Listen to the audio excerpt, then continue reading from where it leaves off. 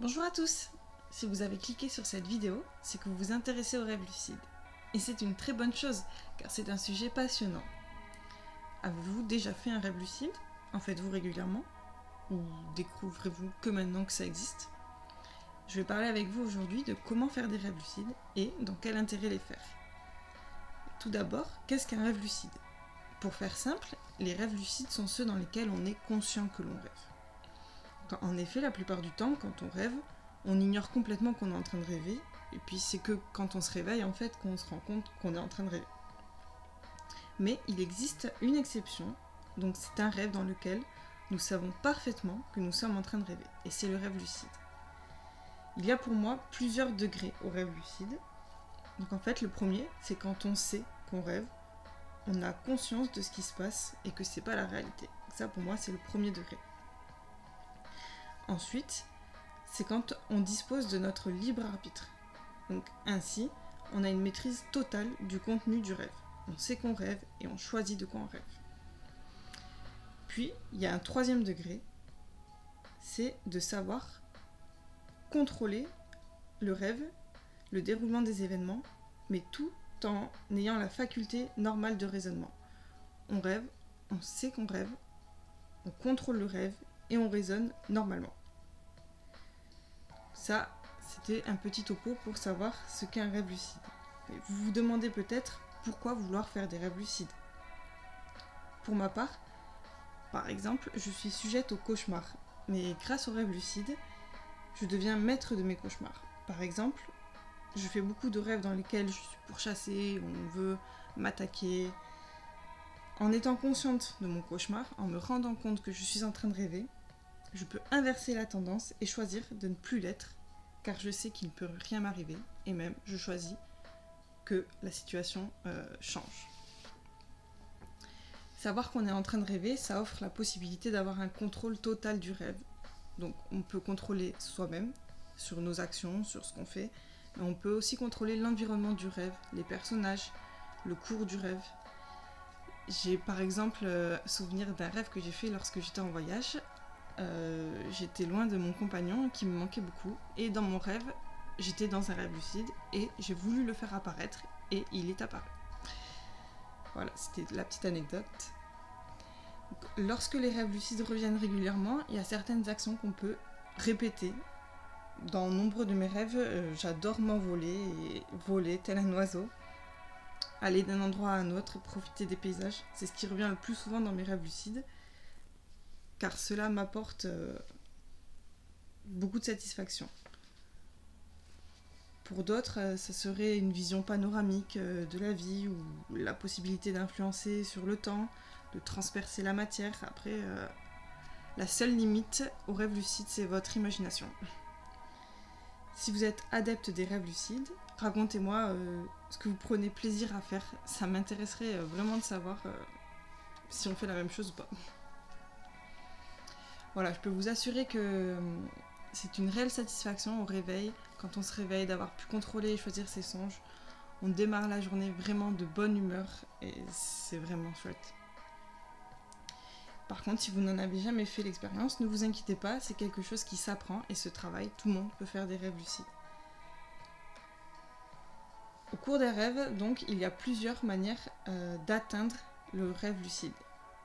C'est comme ce que je dirais un élément déclencheur qui va vous faire prendre conscience de votre état endormi.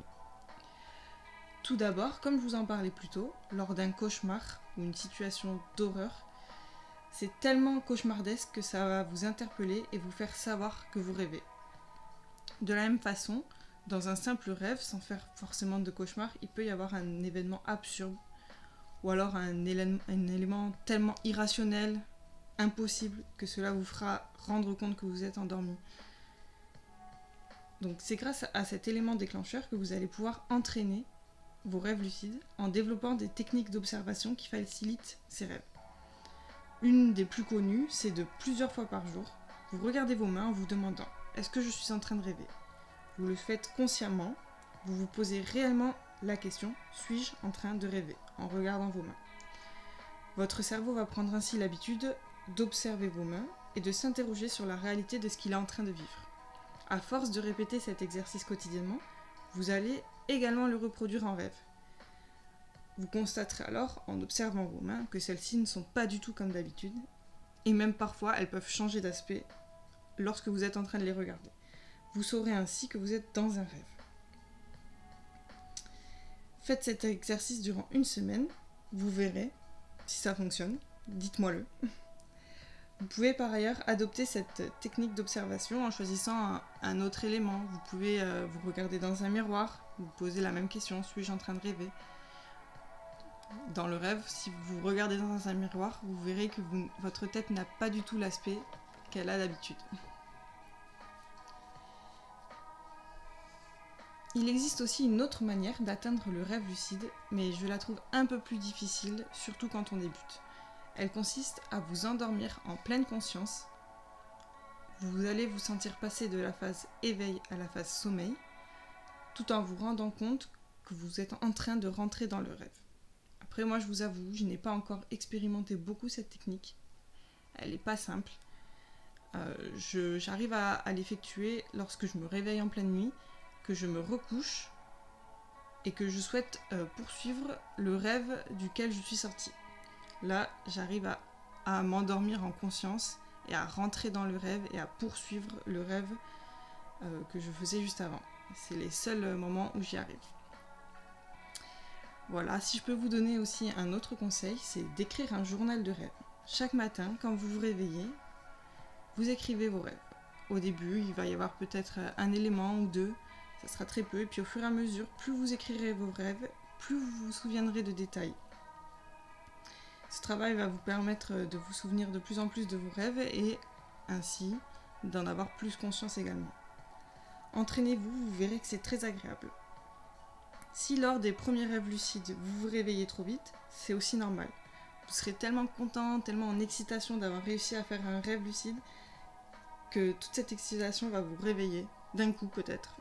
Mais c'est pas grave, persévérer, ça fait aussi partie de l'apprentissage du rêve lucide. Voilà, il ne vous reste maintenant plus qu'à dormir. Enfin, si je peux vous donner un conseil, c'est très important d'avoir une bonne hygiène de vie. En effet, si vous consommez des substances addictives, ça va être déjà néfaste pour votre corps, mais ça va bloquer, altérer votre conscience. Voilà, je connais beaucoup de gens qui fument autre chose que de la cigarette, disons, et qui ne se souviennent pas de leurs rêves. Donc dans ce cas-là, c'est sûr que vous allez peut-être moins bien y arriver ou pas y arriver. Donc vraiment, ayez une bonne hygiène de vie, prenez soin de vous. Prendre soin de soi, c'est très important. Voilà. Je pourrais, si vous le souhaitez, vous faire une méditation d'endormissement pour favoriser les rêves lucides. Faites-moi savoir si ça peut vous intéresser. Et d'ici là, je vous souhaite une très belle journée et prenez soin de vous.